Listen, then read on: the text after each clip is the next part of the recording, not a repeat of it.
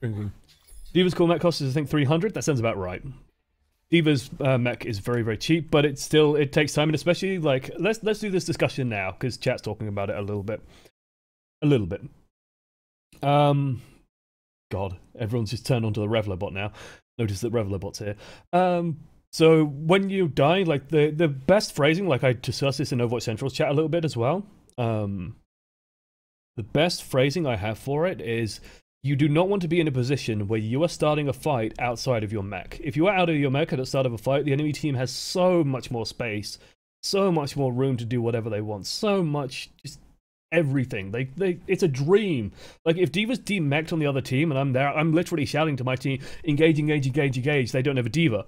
Like, it's such a big difference. You've got to have that defense matrix. You've got to be there to be something that can slow down the enemy team, that can stop them from doing whatever they want, to mitigate a huge amount of damage, to just be a brick wall in front of people if they try using ultimates, to make them afraid of using ultimates. It's a huge zoning potential. It's not to down-talk the power of D.Va, it's to up-talk the power of the defense matrix.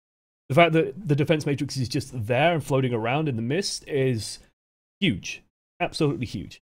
You know, if you're playing Zarya, all you're thinking is D.Va's up, I've got to watch her like a hawk, and even if I do watch her like a hawk, if I try and get a long-range Graviton Surge off, she can still bring it up in time. Like, she can bring it down and then bring it back up in time to catch it. So I have to be super, super careful. Also, this... I will just highlight this. This guy. Like, just this sort of talk doesn't help anything. I know, 2 times 3 gold, come on, they are easy as fuck. Like, it doesn't do anything. This guy is being helpful, though. This guy's being really helpful. Chopper, good job. No one's touching the monkey. Like, he's trying to figure out what's going wrong. He's trying to solve problems. No one's touching the monkey. So then I think Artie just goes, hey, yeah, I can help handle the monkey.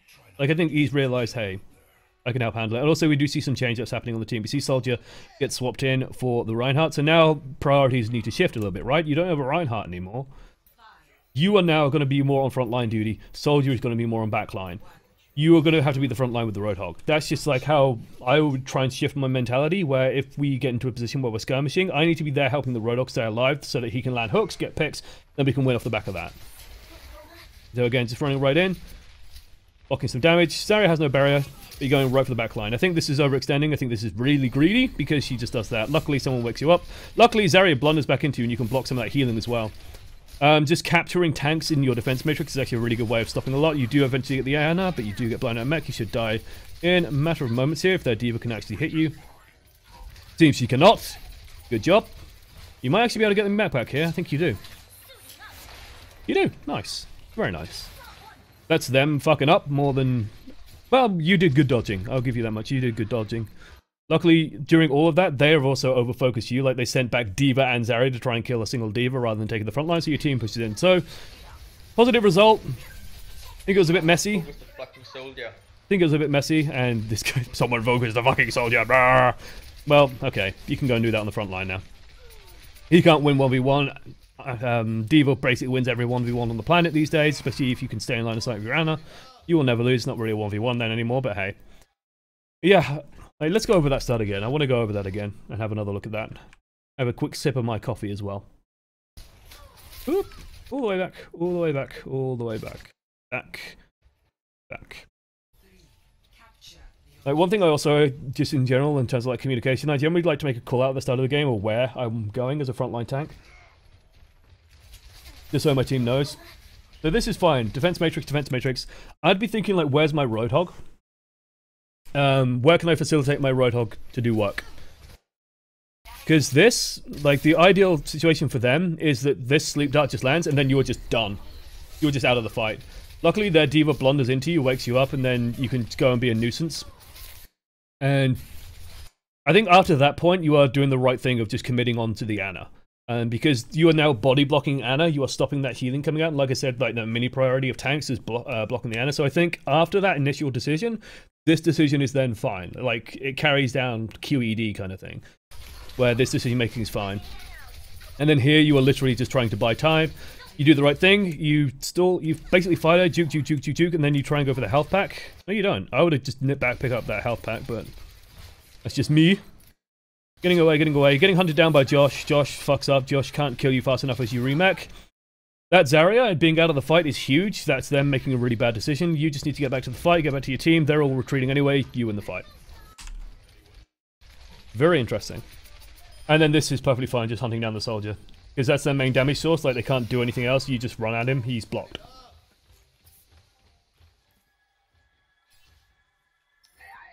Otherwise, feels good, man. Like, this is a good situation to be in. I probably want to stand a little bit further out. Actually, no, standing here is perfectly fine. Because if they try and run in here, then you've got an easy boop. Easy, easy boop. Especially if Lucio's moved over here. Like, we just heard him say okay over here. I'd like to have someone watching that corner side as much as possible. Also, just making call-outs. Like, again, communication 101. I'm just going to pepper these in. I know some people are afraid of using mics, but especially at, like, 3.8k, you really want to have that communication of, like, hey, yeah, they're coming main street, coming towards gazebo. That's what I would say. This I'm a little bit leery of, just because you've abandoned your team instantly. Hunting down the Ana, going for the back line. Again, I'd say that this is more Tracer's job, that you don't need to be doing this. You need to be worrying about these. And it is paying off. You are getting the Ana. It's just, are you getting the Ana before they're getting your entire team? This is stupid bullshit. I actually did a test after watching this. I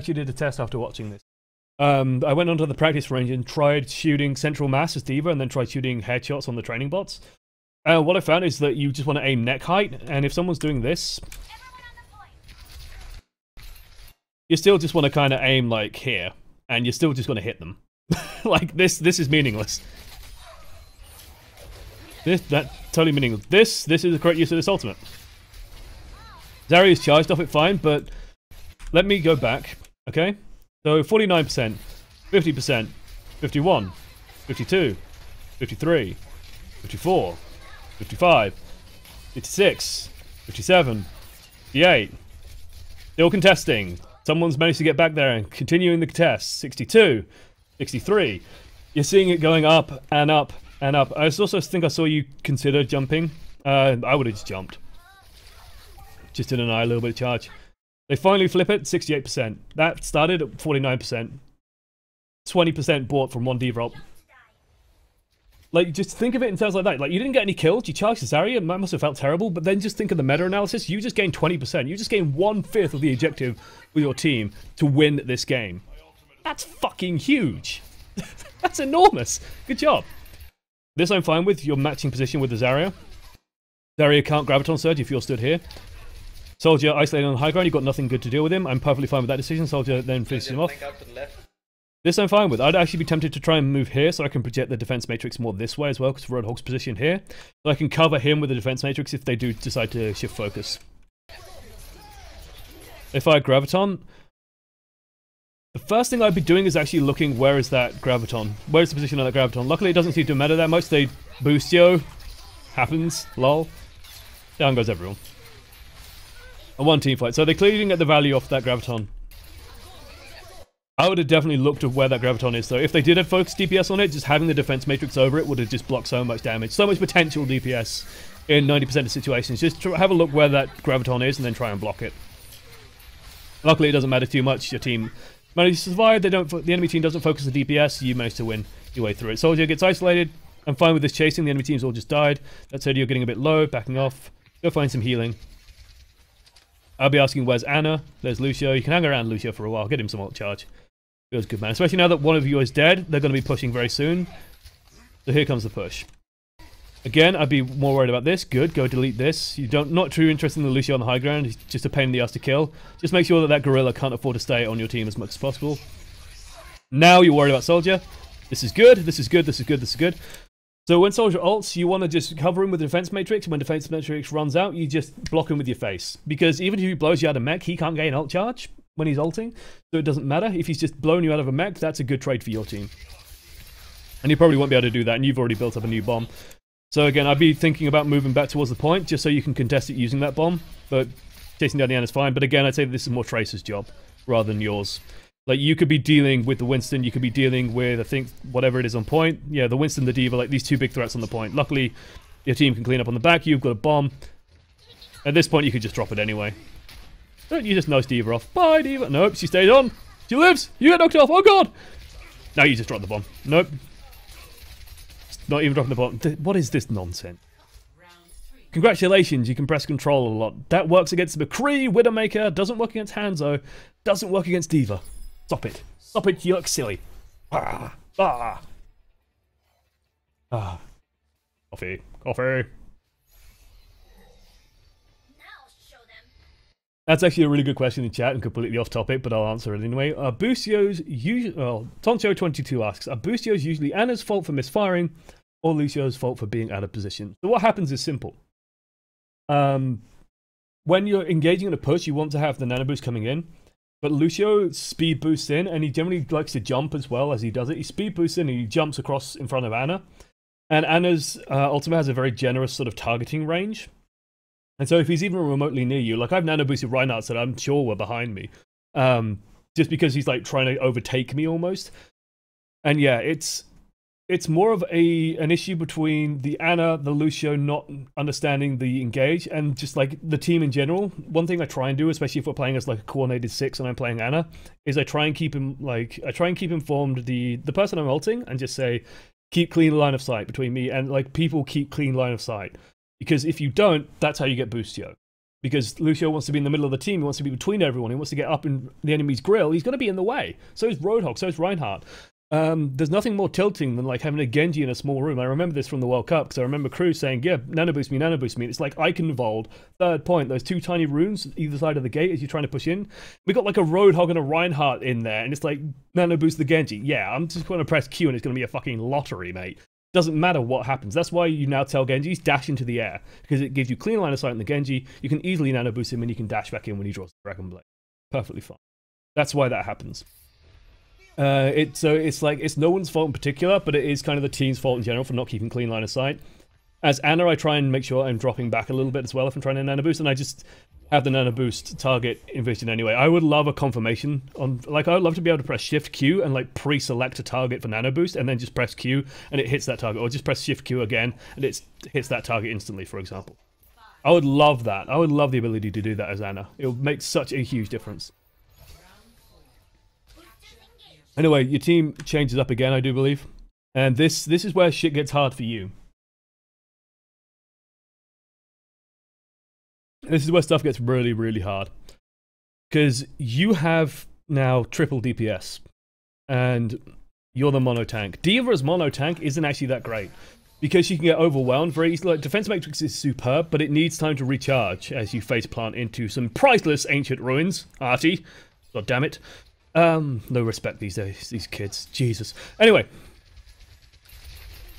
You can very easily be overwhelmed with the defense matrix, so you've got to be so careful about this. And like the Roadhog's just going to free reign, everyone's just going to free reign to kill you. So there's no surprise that this is happening. And yeah, your team's kind of left you on the lurch. So I would try and keep my eye on where the Reaper is more than anything. Just because he's going to need that cover to get in and deal damage. But again, I don't like Reaper being picked against an enemy D.Va. So in my mind, like with this team lineup, your team's setting yourself up for failure. Like, you won the last map, I don't know why this guy's gone Reaper when he didn't need to.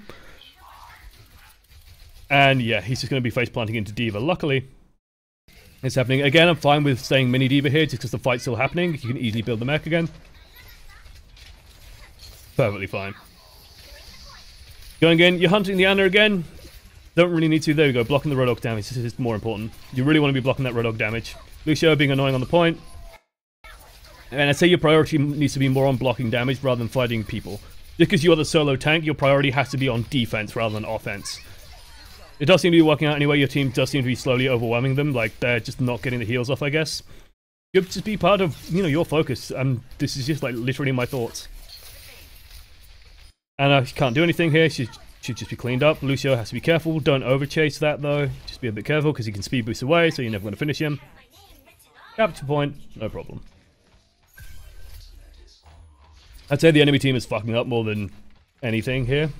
They should be just taking it slower. Set Roadhog up to get a couple of picks, especially something like the Reaper. He won't be able to do anything against the defense matrix plus a Roadhog. Anytime he tries to go in, he should just get hooked and killed. Whiffed hook, your team has an opportunity. Again, this is like good. I actually like what you were doing there. This, again, eyes went big looking for the fast knockoff. Don't really find it here. You do have the bomb. Good. I'm actually fine with that use of the bomb because you use it to heal. Got a free kill. Nice. Sights go off. That's our priority. Go right to it. A++. Perfect, perfect, perfect. Don't even need to use defense matrix. You're blocking it with your body. I would use defense matrix just for safety there, just because there is ways to sort of slip around the D.Va a little bit. And you still have full matrix, so you might as well just use it rather than body blocking. Just because if the Ana died, like he just slipped through for a second or two and managed just to kill the Ana, it feels bad, man. Good kill on the D.Va as well. She was out of mech for a while, left it a while, finished her off. Nice and clean. Ah, coffee. And again, this is their team fucking up a lot. Like, you guys are playing well. You guys are not really overextending that much. You guys are getting good focus targets. But again, they are not playing the triple tank comp right. Which is a big issue. They're going to come in. Roadhog's got nano boost. He just did something very good there that your team just cannot stop as well because, hey, you don't have a barrier. Feels bad, man. So you're shelling away at the Lucio. Again, I would say just try and focus on defense more. This is the problem. So this is actually what I was talking about a lot as well. I think if you had your defense matrix up a little bit more and blocking more damage, you might have had more health, but I don't think it matters with the nano boosted Roadhog. I think he would have just blown you out of that anyway. You guys are just screwed. Actually, no. I think that's a nano boosted Reaper that saved your ass. Yes, it is. Nano boosted Reaper actually manages to stop that, and Ana does a hero job sleep darting that. Holy shit. Because the nightmare situation there is that the Roadhog goes unmolested, fires off whole hog plus nano boost and kills absolutely everything. Luckily he doesn't spot the Beyblade, like the mini Beyblade coming in the back. Reaper ulting to get that kill, actually superb, absolutely fine with that decision, because that threatens to kill your entire team. Unfortunately, Lucio gets the kill there, not much you can do about that. Especially, yeah, you've just taken an Ana shot, should be an easy cleanup for him. I do wish you wouldn't watch the kill cam so much. Like, at most, you just need to be watching this, and you could just see, oh, he doesn't have ultimate, and then you can exit off it. Then just watch what the rest of your team does. I like having the information of, like, what's my team doing? Are they still contesting? Are they still fighting? Because you're nearly at the win. Like, we can see the red bar. Whoa, whoa. Slurp coffee. Coffee, coffee, coffee. I should block this. Like, I should hide this under something. Anyway. Getting set up, and again, this is perfectly fine. Hey, Caddy Bree! Welcome, welcome, welcome, welcome, welcome, welcome, welcome. Welcome to the menu, my friend. Nice of you to join us. Perfectly fine, you're just blocking. Meta objective is more important. Like, Soldier 76. Overextended a bit here. I think this is actually a little bit of a mistake. Like, if that D.Va wasn't being a moron and just, like, flew straight in, she might have been able to make it, but Ana was still waiting. Still. Good stuff. Good stuff. Is it worth saying on Reinhardt if the team aren't staying behind the barrier? My big advice with that, and just start like fielding questions. Use it at ESL_OneAmongstMany and send me in questions. Like, now's a good time to do it while we just wrap up. Let's actually finish up on D.Va first. Like, let's just recap where we go over this wonderful game that was sent in to us by Artie, Mr. Artie himself in the channel. Very brave. There he is. 43 eliminations, 57% kill participation. Good stuff. Artie. Well played. Well played. A lot to learn, a lot to pull from that. So, overarching objectives. Again, it comes back to that thing, that important concept that I try and drill into absolutely everyone in every video. Understanding your role in the team. Like, we saw that we had very different lineups throughout, and you saw me, like, categorize what is my objective with this team lineup. Who am I protecting? Who am I blocking? What am I doing? What are my objectives? So at the beginning, it was like stay with the Reinhardt at the start of the fight to keep his barrier up for as long as possible, and then shift away to deal with the threats as they come in towards your supports, and then block those threats going onto the back line. When they ran the Winston, for example, it was, again, very similar. Just stay at the front line, swing in around the back, deal with the Winston as much as possible. Make yourself an annoyance as well. Make yourself present and being a constant threat to their Zarya as well when she came out. Be cautious about giving her free charge, but make sure that she doesn't have any easy opportunities to land a Graviton Surge. Because if she doesn't, then suddenly their team just gets so ineffective. And then we saw that final one, like, especially towards the end, where it was just like you and Roadhog. Then my objectives would change. I would try and cover the Roadhog a lot more, try and make sure that the Roadhog's free to get the picks that he needs, land the hooks that he needs, that he's not feeling threatened, that he's not suddenly every time he steps out he's getting nailed by Soldier 76, for example. He needs something helping him to do his job. You can facilitate that somewhat, and then you can be very flexible after you get a pick or two. Block stuff like Soldier 76 ult, hunt down Ana's free well. I think you overextend just a little bit too much. You get a bit too kill hungry on the Ana, and I think you can leave that to the Tracer main, especially. Like, she's just going to be very, very good at that. And yeah, and then when you're just solo tanking, then you're sort of a bit screwed. I think D.Va as a solo tank isn't that great, but your team played well. Their team didn't play very well. Didn't get much value off of their Roadhog especially, and you guys won. Yeah, Mr. Artie, thank you so much for submitting that. He is a subscriber as well, so thank you for doing that. And yeah, hopefully that was informative. Now let's go to the questions. So we had a question coming in a little bit earlier. I can actually just pull the chat onto screen here. Hello, chat. What I see with chat. So Silent Sword 214533 asked a question about Reinhardt. Reinhardt, is it worth staying on the team if the team aren't staying behind the barrier? First thing I would do if the team isn't staying behind the barrier is just use my voice come say, guys, just stay behind the barrier. I'd probably say it even politer than that. I'd just say, you know, just stay behind the barrier, guys, stay behind the barrier. Like, just that reminder, that gentle reminder that, hey, the barrier is there, use it. Because you'll see Soldier 76s do this a lot where they just, like, juke back and forth in front of the barrier for no fucking reason. It's just like, stay behind the barrier, dude. No problem. Don't get angry, don't get tilted. If the team insists on not doing it, that's when I consider swapping.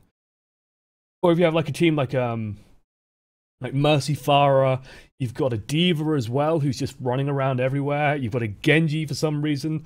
You've got an Ana as well, and it's just like the only person that you put in the barrier up and the only person behind you is the goddamn Ana. It's like, okay, well, why am I here? Then you want to change your tank, change to probably a Zarya or something that can handle all those mobile heroes all at once. It'll be a very off-meta team, but it's just an example of a team lineup that you could conceivably run at some point. The meta does change. Woo. What do you think Metkill, it's like a secondary or tertiary initiator? I don't like using mech call as an initiator at all. Like, you should not be out of mech at the start of your fight, at the start of any fight. If you're in a situation, and this is like my honest to God belief, if you are in a situation where you could start a fight outside of your mech, you fucked up. Just suicide, run back to spawn, pick a new hero, pick D.Va again. Don't do that. Actually, yeah, don't do that if you've got ult charge already saved up. Just suicide. Get that mech back as fast as you can, because if you start a fight without the mech, your team is in such a disadvantage. It takes you so long to get back into it. The enemy team could already just have landed a Graviton Surge and killed everyone. Like, as you get higher and higher and higher, the enemy team will capitalize so hard on you being out of your mech. If you lose your mech during a fight, then try and rebuild it as fast as possible. Get your mech back as quickly as you can. Do not be tempted to stay in mini D.Va form for like an extended period of time if the fight is ongoing. Get back in your mech, get protecting people, get that defense matrix up, because it is so vital for giving your team space. Doing your job as D.Va is protecting people, being a tank, creating space, creating openings, not fighting and killing people. Leave that to the DPS. I have trouble switching mindsets between no Ryan solos tanking as D.Va and sort of supplementing flanking D.Va. Yeah, it's just one of those things. It's one of those things to train yourself, that every time you see your team line up, try and adjust what your goals are. Think about, where can I be most effective? That's why you'll see me pressing tab a shitload. Is I'm checking the enemy team lineup, but I'm also checking my own. It's like, what am I doing here? What am I supporting? What are my goals? I do this as Reinhardt a lot. You know, is this a team I can protect? Are they all behind me? Who isn't behind me? Why aren't they behind me? Asking questions constantly, trying to figure out where I need to be. You mentioned the mythical beast Sombra can counter D.Va. If, as a D.Va main, do you randomly come across a competitive game, what should you do to counter the Sombra? Just avoid. Stick with your Reinhardt barrier as much as possible. If you do see her hacking you, just keep trying to nick her with the left click. Just to break the hack progress.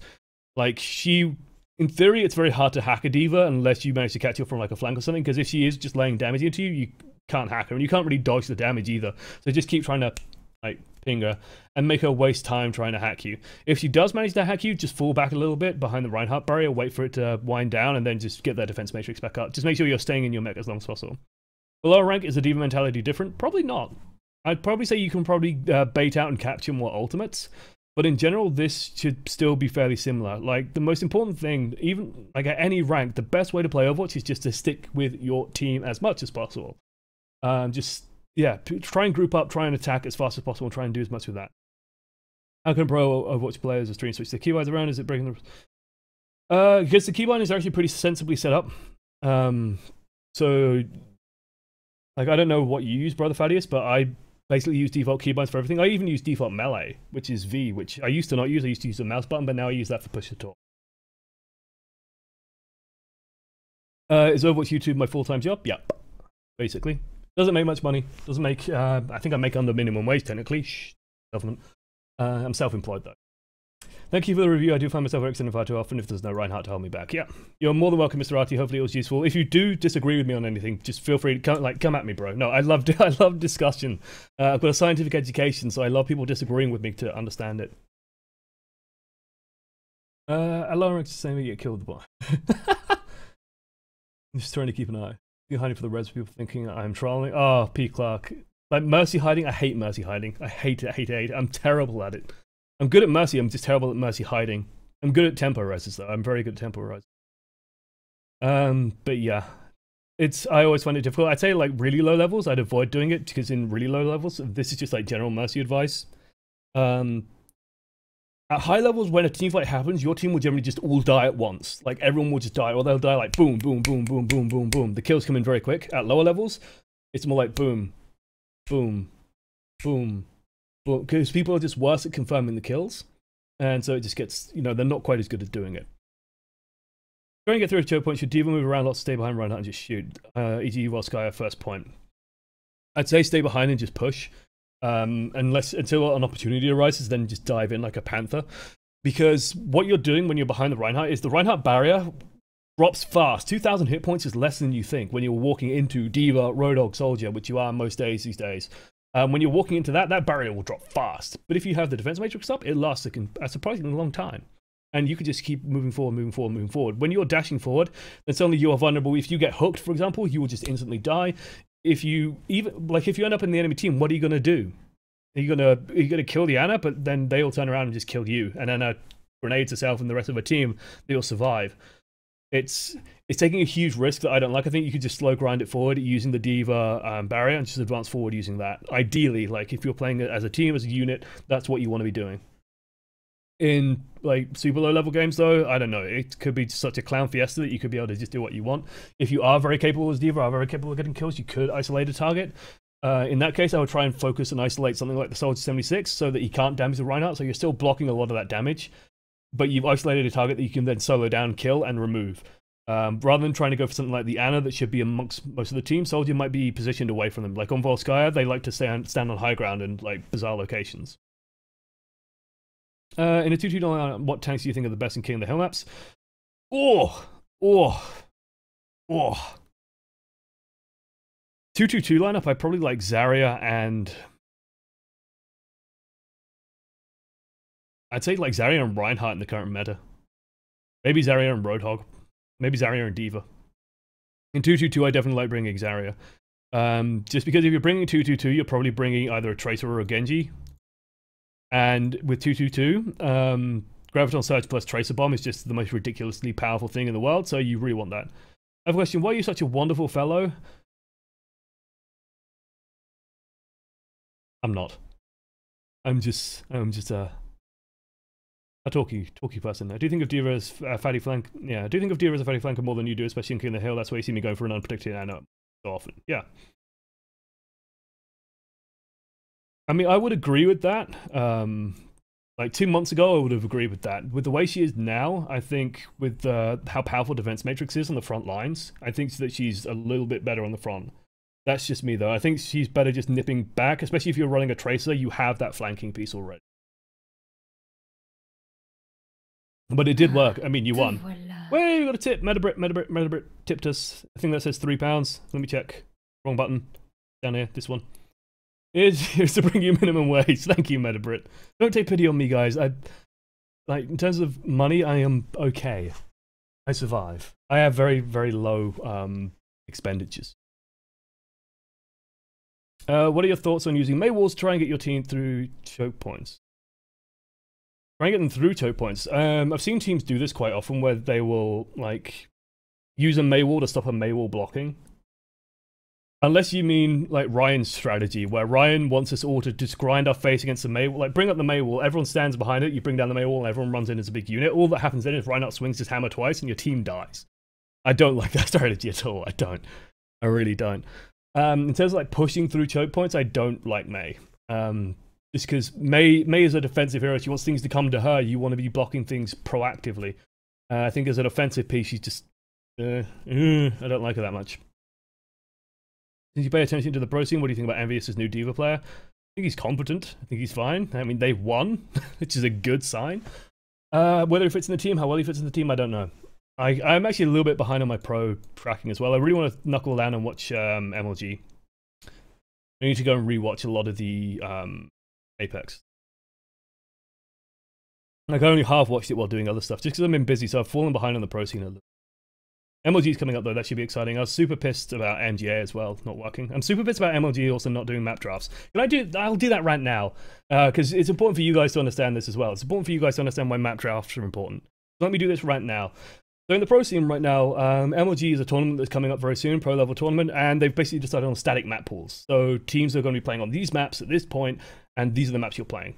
Map drafting is such an important skill, because teams are going to have different maps that they're good at, bad at, different playstyles that they're good and bad at, and being able to draft around that and like plan it and like, oh, do we take out the map that they're really good at, or do we try and keep the map that we're really good at in? It's like a really fun strategic element to the game, and it's a skill. And I think that that should be rewarded. I think that should be part of Overwatch, especially with the Overwatch map pool being as huge as it is. Like, it's enormous, absolutely huge. Yeah, you got to have that map ban, pick ban system going into it. You can't just give teams a list of maps, because then what happens is next tournament they're going to have a different list of maps, and next tournament they're going to have a different list of maps. I would also just like to see like maps rotate in and out of seasons. Like, can we just get rid of Hanamura, please, please, please, please, please, please? Have you ever thought about updating your beautiful hero reference keywords to new characters? Meta changes outside our line comps roles and first. So useful and well designed. I've considered it. Like, I need to shove Sombra in there. The thing is, it changes so much. Damn, I see you also, Ryan. Easy. That's actually really good to say, though. That's actually very, very good. I've considered it. It takes a lot of work to do it, and every time I upload it, I always get people going, "Well, that's not right. I disagree with that. I don't agree with that." And then I have to go, "Well, it's very general cases. It's very non-specific." It's like it says on it that I think it says like I think it's like pick Tracer against a good Mei, for example, or don't pick, like, Mei is very good against Tracer. No, I said it the other way around. I said that Mei is bad against Tracer, and then I had AlphaCast come to me and say, well, in my experience, like, as a Mei, I can shut down Tracer a lot because I can land the right clicks on the Tracer. And it's like, yeah, but you're not most Meis. Like, most Meis don't play at that level, and the Meis looking to that reference sheet don't hit the Tracer so much. So it's like, it doesn't work, and the Tracer can probably deal with the Mei relatively easily. It's an easier matchup for the Tracer than the Mei until the Mei hits a certain point where she can land shots. It's the same as Tracer versus Widow. Anyway. So maybe, like, that's what I can give you, maybe. If I have free time, I'll do it. Ryan, with the very useful nugget information as a Reinhardt player, I want my D.Va with me and not flanking. Yeah, it makes the barrier last so much longer. Would you ever spectate a live match from one of, or a few of your YouTubers have posted a video of the team as a whole? I actually used to do this with my friends. So if, because I have 6 friends who play Overwatch as a group, and because, like, I'm the 7th, it's like, it's very rare that I get to jump in. I used to jump in and spectate them. And I used to literally give them live coaching, or like live guidance as playing it. And it was quite fun to do. One of the more popular videos I've done. It'll be interesting to do as an experiment. I just think the facility for it is too hard to set up. It'll take too long to set up, too much time, I think. I think that wraps it up for questions. So I think that's going to be it for this video in terms of what's going on YouTube. It's about an hour of content anyway, about 50 minutes to an hour of D.Va stuff. So yeah. Thank you all for joining me in this coaching the many on D.Va. Thank you to Mr. Arty, of course, for submitting this wonderful game, for being brave, putting this footage up in front of everyone. Hopefully that was informative and you need to check something. Absolutely. And yeah, that was it. So thank you for watching the end. I've been Josh, as one voice amongst many. Toodles.